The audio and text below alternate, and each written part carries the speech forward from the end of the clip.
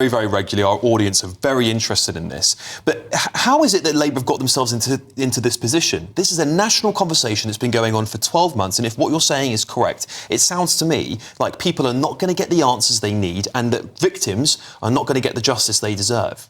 That's absolutely right. The government is just always weak on this. It's worth remembering that it was only a year ago that the Prime Minister said that this was a far-right bandwagon. So in January 2025, it's a far-right bandwagon. He finally has to accept that these crimes are real in June. But clearly, if as recently as that he's thought that this wasn't even real, then he's not going to be the best person to actually get to the bottom of this. And every single round, the government has come up short, and they've done it again. Yeah, I mean, there's a lot of criticism aimed at Kemi Badenoch, your party leader. She was Women and Equalities Minister. The Labour Party have said in Parliament a few times that she never even spoke about this issue. Why didn't the Conservatives do this while they were in government? They had plenty of time. There's a couple of different parts to that. Firstly, the Conservatives did set up the Grooming Gangs Task Force under Rishi Sunak, which has now led to well over 1,000 arrests of actual perpetrators. From the moment that Kemi Badenoch was made the leader of the Conservative Party, she's been absolutely robust on this. She completely understands the issue, and accordingly, she has very strong relationships with victims and survivors who recognise how much she's championed them and spoken for them. And I wasn't a member of Parliament before. No, I'm not aiming at this at you, Katie, by any means. But we are doing everything that we can do now. Yeah, and that's fair. But the Alexis J report, which, you know, Maggie Oliver is now taking the government to court, which is claiming she's going to take the government to court over, that wasn't also implemented. But why is it so necessary for a private citizen like Maggie Oliver to take the government to court to at least move the ball on this? It just shouldn't be. I mean, the government is having to be dragged kicking and screaming to do the right thing on all of these different areas. The Alexis J report was a much broader report into child sex abuse in lots of different areas. Of course, rape and grooming gangs is a more specific subset of that.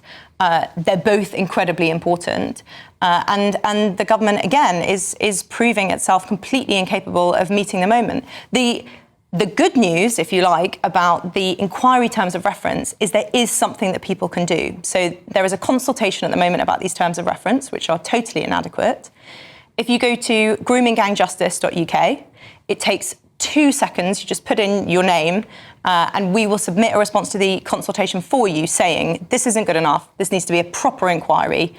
We need to know the truth. Indeed. Let's talk about Reform UK. The Prime Minister, in his response to you, basically said the next time you're asking him a question at PMQs, you'll be sitting along next to the Reform MPs. Are you going to defect?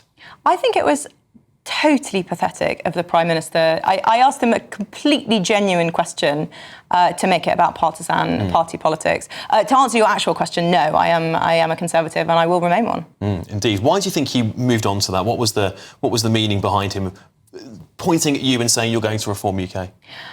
I think he is fundamentally uncomfortable about and incapable of having a proper discussion about the rape and grooming gangs, which is the biggest hate crime, the biggest sex crime, the biggest state cover-up in our country's history. He's the Prime Minister of the United Kingdom. He should be able to engage on this issue without just attacking whoever is bringing it up. And if Conservatives were in government, what would you do about the grooming gang inquiry now? How would you do it differently? Well, if you go to groomingangjustice.uk, you will see a full explanation of what would be better. The Conservatives have published their own terms of reference, which are much more thorough and wide-ranging.